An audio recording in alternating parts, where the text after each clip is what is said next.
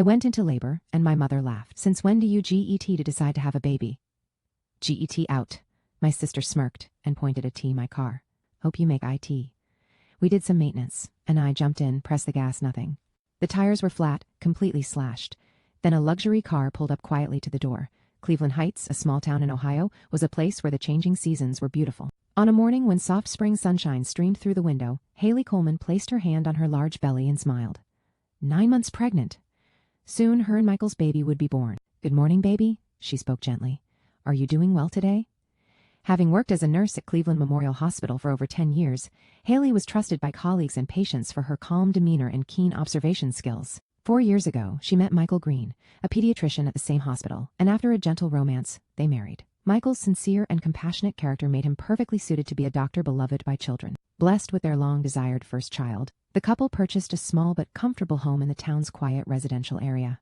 Next to Michael's study, a lovely baby room decorated in yellow and white was already prepared. They deliberately chose not to find out the gender, looking forward to the moment of birth. While preparing breakfast, the phone rang. Seeing the name displayed, Haley's expression clouded slightly. Good morning, Mom. Haley, how are you doing? Her mother Judith's voice came through the phone. She was one of the most successful real estate agents in town. Her name and face were frequently seen in local advertisements and billboards. I'm fine. The baby's doing well, too. Well, that's good. Judith's voice had a hint of coldness in it. How long is Michael's conference? 3 more days. He'll be back from Chicago soon. I see. But are you really all right alone when you're so close to delivery? Christine was saying, shouldn't I stay over at my sister's place? Haley hesitated a bit.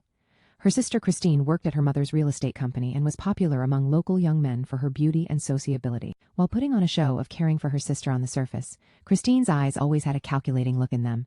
Can you imagine making $10,000 a month just from YouTube, all from home? That's exactly what I did with Reddit stories. No face, no voice. Check the link in the description if you're curious. Thank you, but I'm fine. Maria comes by to check on me every day. Haley mentioned her colleague from the hospital. Well, if anything happens, you can always come to our house. I've kept your room just as it was. After the conversation ended, Haley sighed deeply. Her relationship with her mother had become even more complicated since she started keeping in regular contact with her father. Her father, William, was a successful businessman who ran a technology investment company on the West Coast. After the divorce, William and Haley's relationship had been severed once, but they began communicating again around the time she graduated from college. Especially recently, her bond with her father, who had sincerely celebrated her marriage and pregnancy, had deepened. Michael and her father had also hit it off, sometimes talking for hours on video calls. Judith did not take kindly to this relationship with her father. That man abandoned you, Judith had repeated many times. However, Haley vaguely sensed that there were actually complicated circumstances. After the divorce, William's success and considerable fortune made on the West Coast seemed to amplify Judith's bitterness. Sitting at the kitchen table, staring at the calendar, Haley wondered, would she really be okay staying alone during Michael's business trip? There were only 2 weeks left until her due date. After deliberating, she picked up her cell phone and sent a message to Michael. I might stay at Mother's house until you return. Don't worry, I'll contact you right away if anything happens. The reply came immediately. That would be reassuring. I'll come back right away if anything happens. Love you. Next, Haley sent a message to her father. I've decided to stay at Mother's house for a while, just until Michael returns. Don't worry, I'll be fine. William's reply came a little later. I understand. Let me know immediately if anything happens. I'm here for you anytime. Haley smiled slightly. Her father's words always had warmth and reliability. While packing necessary items in a small travel bag, she hoped that her short stay at her mother's house would pass peacefully. Her mother's house had a dignified colonial-style appearance, with a garden that was particularly well-maintained even in town. Upon entering, a nostalgic scent enveloped her. The smell of cinnamon and vanilla mixed together. It was the aroma of Judith's specialty apple pie.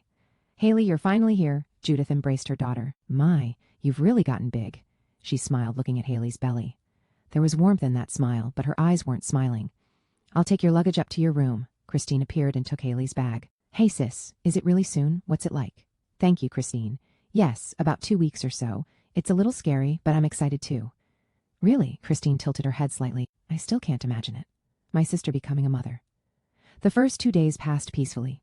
Haley gradually got used to life at her parents' home and enjoyed her mother's nostalgic cooking. However, on the morning of the 3rd day, something began to change. Isn't that dress a bit too flashy? Judith suddenly said during breakfast. Haley was wearing a light pink maternity dress. What? This dress? Michael gave it to me as a present. Well, men never understand a pregnant woman's figure. With your build, a more subdued color would be better. Haley silently drank her tea. She was used to her mother's way of speaking. However, she looked up in surprise at the next words. By the way, does William know about the baby? Of course. Dad is very happy about it. I see. Judith's tone grew cold. I suppose he won't even come to see his grandchild's face. Typical William. Dad promised he'd come visit when the baby is born. Humph, promises.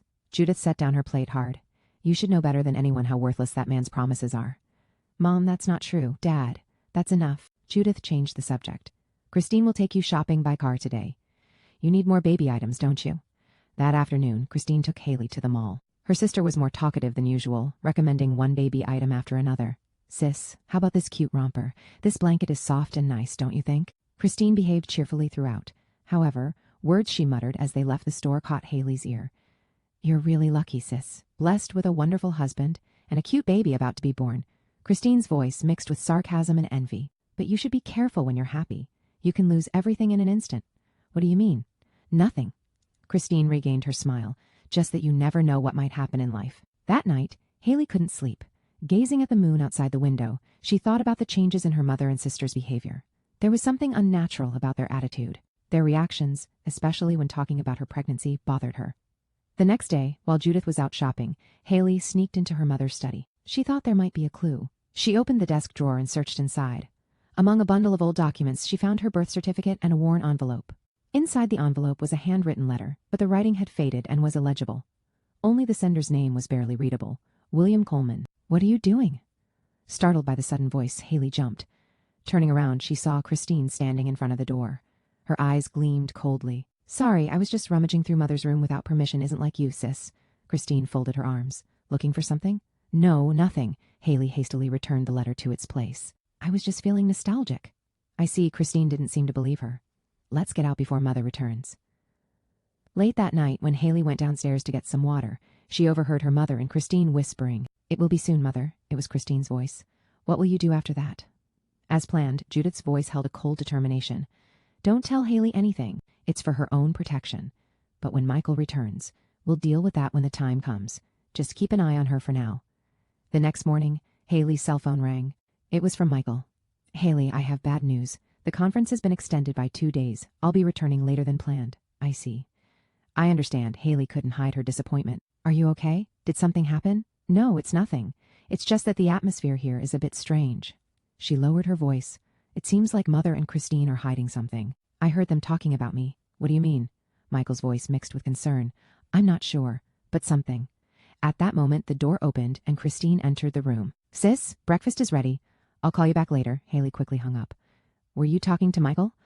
Christine looked at the cell phone. How's the conference? It got extended. Oh, that's too bad. Something flashed in Christine's eyes for a moment. But don't worry. We'll take good care of you. That evening, when Haley tried to charge her cell phone, she found Christine handling her phone. Christine, what are you doing? Her sister dropped the phone as if surprised. Oh, sorry, it was ringing so I was checking it, but it wasn't from anyone. Haley took back the phone with suspicion. Checking the screen, she noticed the call history had been deleted. She also realized the battery was suddenly low. The battery is acting strange. Isn't it just old? Christine shrugged. Maybe it's time for a replacement. That night, lying in bed, Haley couldn't suppress her anxiety. Something was off. She couldn't shake the feeling that her mother and sister were plotting something against her. She quietly took out her cell phone and sent a message to Michael. Something strange is going on. I feel like Mother and Christine are planning something behind my back. My stomach also feels a bit odd. Maybe labor is near. Additionally, she sent a short message to her father. Dad, I'm a bit worried. I'll contact you if anything happens. Haley woke up with severe abdominal pain. It was still dim outside, and the clock showed 5 in the morning. The pain subsided once, then came back like a wave. Is this labor? As a nurse, she knew how contractions worked, but it was her first time experiencing it herself. She slowly sat up and tried to steady her breathing. When she started counting the intervals between pains, she realized they were already 10 minutes apart. This was real labor. Stay calm, she told herself. First, contact Michael, then go to the hospital. She picked up her cell phone, but the screen remained dark. The battery was completely dead. That's strange, I charged it last night. The next wave of contractions came. Haley gritted her teeth and waited for the pain to subside. In the gap when the pain eased, she got out of bed and headed for the door. She needed to wake her mother and Christine. Mom! Haley knocked on her mother's bedroom door. When there was no response, she opened the door. Mom, wake up! I've gone into labor. Judith was already awake. Fully dressed, she was sitting on the edge of the bed. She slowly raised her face and looked at her daughter. There was a coldness in her expression that Haley had never seen before. Mom? Haley became uneasy. Take me to the hospital. I've gone into labor. Judith stared at her daughter, and eventually the corners of her mouth turned upward. It was more of a cold sneer than a smile. Labor? She slowly stood up. So, but who gave you permission to have a child? Get out. Haley was at a loss for words. She couldn't understand her mother's words. What are you saying? Is this a joke? The baby is coming. You think I don't know? Judith's voice was as cold as ice. You've been in contact with William. You're trying to give birth to his grandchild. Have you forgotten what he did to you? Dad didn't do anything. You're the one who divorced him, Haley shouted. Please, now is not the time for this conversation. I need to get to the hospital. You chose William. Judith turned away. I am no longer your mother. At that moment, Christine's voice was heard from the hallway. What's happening? She too was fully dressed, with her makeup done. At 5 a.m. Your sister seems to be in labor, Christine smiled maliciously. Surprised? We've been watching your every move. Christine, please. Haley begged her sister for help. I don't understand what's going on, but right now the baby is what matters. Take me to the hospital. What's with that face? Christine said as she descended the stairs. Just go in your own car. Haley followed Christine to the entrance. Through the window, she could see her car. The car she had come in when Christine had taken her shopping yesterday. But the keys here, Christine took the car keys from the shelf and tossed them to Haley. We've serviced it properly, so hopefully you'll get there safely. A chill ran down Haley's spine at Christine's words and expression. What did you do? Who knows? Christine grinned. Better hurry, or the baby might be in danger. The next wave of contractions came. Haley grabbed the doorframe and endured the pain. Why are you doing this? Get out. Judith came down the stairs. You are no longer part of this family. In confusion and pain, Haley somehow made it out the front door. The cold morning air struck her cheeks. Michael. She whispered her husband's name. Her cell phone was dead and useless. When she tried to return to the house to use the landline, the door was already locked. Desperately, she headed for the car. She inserted the key, opened the door, and somehow managed to sit in the driver's seat. Stay calm. 20 minutes to the hospital. It's okay, baby. She started the engine and pressed the accelerator. The car roared but didn't move. When she pressed the accelerator again, the engine revved, but the car didn't budge an inch. Confused, she got out of the car and checked the tires, only to find a desperate sight. All 4 tires were completely flat. Sharp cuts from a blade were clearly visible on the rubber surface. Why? Haley collapsed to her knees. She covered her face with both hands, and tears streamed down her cheeks. Another contraction came, this time more intense and lasting longer. Help, someone. From the window of her mother's house, Judith and Christine looked down at her with cold eyes. Neither of them moved a muscle. Haley thought desperately. It was too far to walk to the nearest house, especially in her state of labor. Her cell phone was unusable. At this rate, she would end up giving birth on the street. Just then, she heard the sound of an engine in the distance. A quiet, smooth sound. The distinctive sound of a luxury car's steady drive. A black luxury car turned the corner of the street and slowly approached. Dazzling headlights illuminated the darkness. The car stopped quietly in front of Haley. The door opened, and a man hurriedly got out. A tall, broad-shouldered man with graying hair. Haley. Dad! Haley looked at her father's figure in disbelief. William Coleman quickly rushed to his daughter's side. Are you all right? I got worried after receiving your message last night, so I flew in on the earliest morning flight. What's happening? Labor has started. Haley took a deep breath, preparing for the next wave of pain. The car tires. William glanced at the flat tires for a moment, then immediately supported his daughter. Let's get to the hospital right away. In my car. He helped his daughter to the car, almost carrying her, and laid her down in the back seat. Hold on tight. We'll get to the hospital soon. At that moment, the house door opened, and Judith and Christine rushed out. William. The color drained from Judith's face. Why are you here? William answered calmly, but in a voice suppressing anger. I came because my daughter is in danger, Judith. I know everything you've done. What are you talking about? We haven't done anything, Christine said frantically. Don't lie. William's voice was low and dignified. You tampered with Haley's cell phone, deliberately disabled her car. You refused to help her when she was suffering in labor. Is this what a mother and sister do? What would you know? Judith screamed. You abandoned us. I didn't abandon you. You drove me out, William said quietly. And now you're trying to drive out your own daughter, too. We'll discuss this later. Right now, Haley and the baby are the priority. He returned to the driver's seat and started the engine. Don't think you'll get away with this, Judith. Christine. The car slowly moved off and disappeared around the corner. In the back seat, Haley asked her father while surrendering to the next wave of contractions, Why did you come? After reading your message last night, I sensed something was wrong, William answered while driving. I flew to Ohio on the first morning flight, rented a car, and came right away. I had a gut feeling you were in danger. Thank you. Dad, Haley cried. Please contact Michael. Right away, William smiled at his daughter. It's going to be okay, Haley. We'll be at the hospital soon. I'm here for you. Wrapped in her father's calm voice, Haley felt a little reassured. However, feeling the next contraction coming even stronger, she realized that the birth was imminent. Hurry, the baby is. William pressed down on the accelerator. William's car arrived at Cleveland Memorial Hospital's emergency entrance as if gliding in. He quickly explained the situation to the hospital staff, and Haley was immediately taken to the maternity ward. It's going to be all right, Haley, William said, holding his daughter's hand. The best doctors are here. I've contacted Michael too. He's on a plane now. He should make it in time. After examination, it was determined that Haley's labor was still in the early stages. However, the intervals between contractions were getting shorter, and the doctors told her she would likely give birth today. Mrs. Coleman, you're lucky, Doctor. Phillips, the attending physician, said. If your father hadn't found you, it could have been a dangerous situation. Haley smiled, but was soon hit by the next wave of contractions. Dad? Michael, don't worry. He'll be here soon, William answered calmly. The door to the hospital room opened, and a nurse entered. Haley, are you okay? Maria. Oh, I'm so glad to see you. Haley was relieved to see her colleague's face. I was off duty, but when I heard you were admitted, I rushed over. Maria squeezed her hand. We're all watching over you. As time passed, Haley's contractions became increasingly intense. William didn't leave her side, wiping the sweat from her forehead and putting ice chips in her mouth, providing all the support he could. Dad, how did you know? Between pains? Haley asked. How did you come at just the right time this morning? William thought for a moment and eventually began to speak quietly. Actually, I've been watching over you all this time. Even when we were apart, I was always concerned about you. But you were supposed to be on the West Coast. Yes. But when I learned you were pregnant, I contracted with a monitoring company. I had them install tracking software on your smartphone. Of course, I normally tried not to look at it. I wanted to respect your privacy, but after receiving your message last night, I checked your location. Why go to such lengths? William exhaled deeply. Because I know Judith. I know how consumed by revenge she was. I feared she would direct her grudge against me towards you as well. At that moment, the door burst open. Michael rushed into the room out of breath. Haley, Michael, relief spread across Haley's face. You made it. Michael hurried to his wife's side and embraced her. Why didn't you tell me that the situation at your mother's house had deteriorated? I didn't want to ruin your conference. Haley smiled weakly. You're silly, Michael said gently. You and the baby are more important than anything. William quietly approached the two. Michael, I'm glad you made it safely. William, thank you. Michael shook his father-in-law's hand. If you hadn't been there, I don't even want to think about it. The next contraction hit Haley. This was the strongest one yet. It's coming. The baby is coming. Doctors and nurses hurriedly prepared, and Michael and William stepped back to the corner of the room. The delivery room was quickly filled with lively voices and movements. Just a little more, Mrs. Coleman. Push, doctor, Phillips instructed. After 45 minutes of pain and effort, a cry echoed through the room.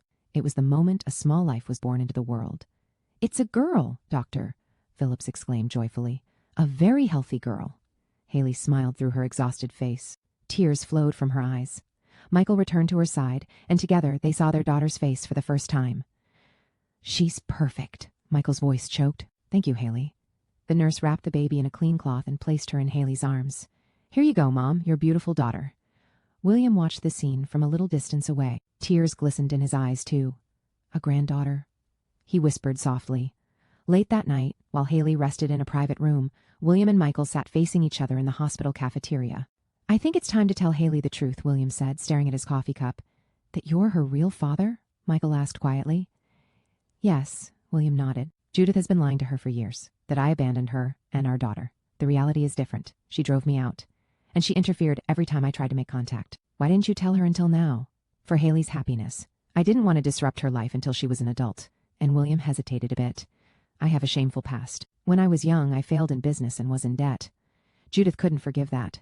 She was raised in a wealthy family and feared poverty. But now you. Yes, I've built considerable wealth now.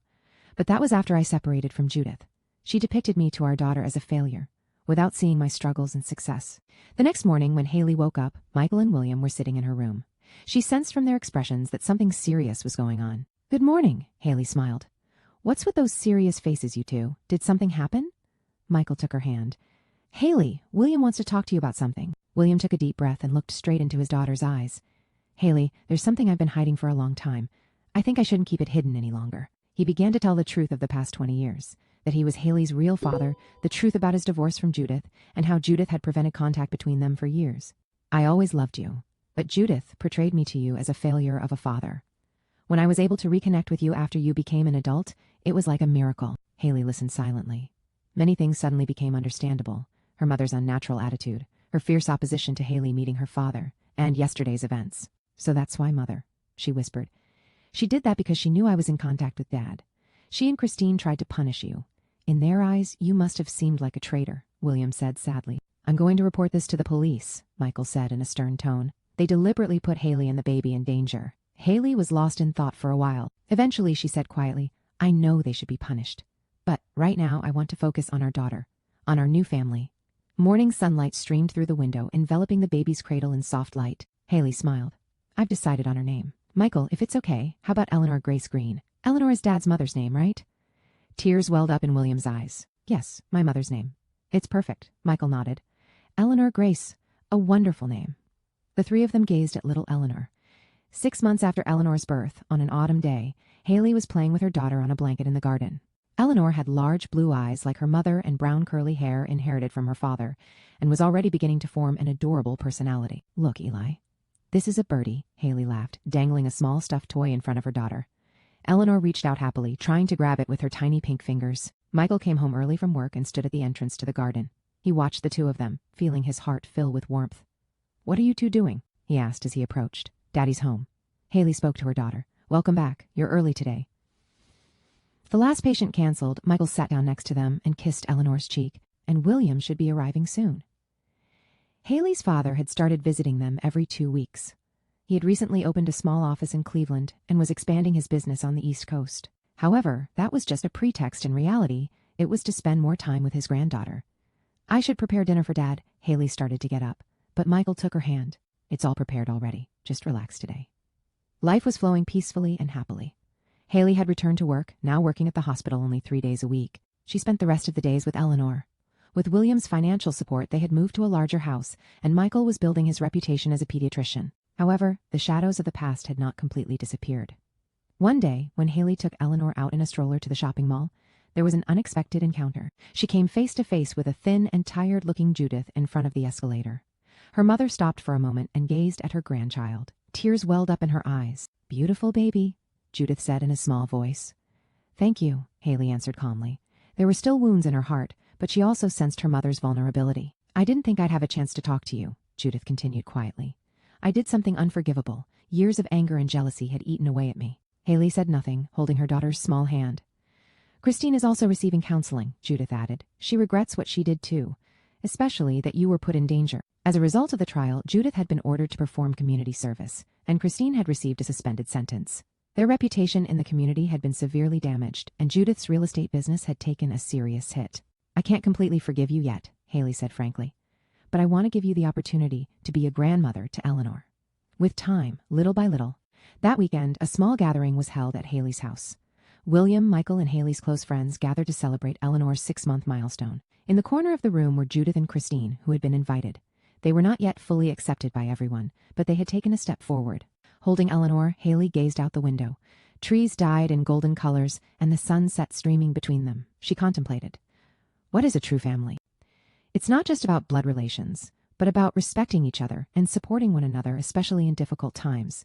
And sometimes it's about having the courage to acknowledge mistakes and forgive. There's no such thing as a perfect family, but relationships can be built on a foundation of love and honesty. Looking around at both her new chosen family and the blood family with whom she would gradually repair relationships, Haley smiled gently. It wasn't an ending, but a new beginning.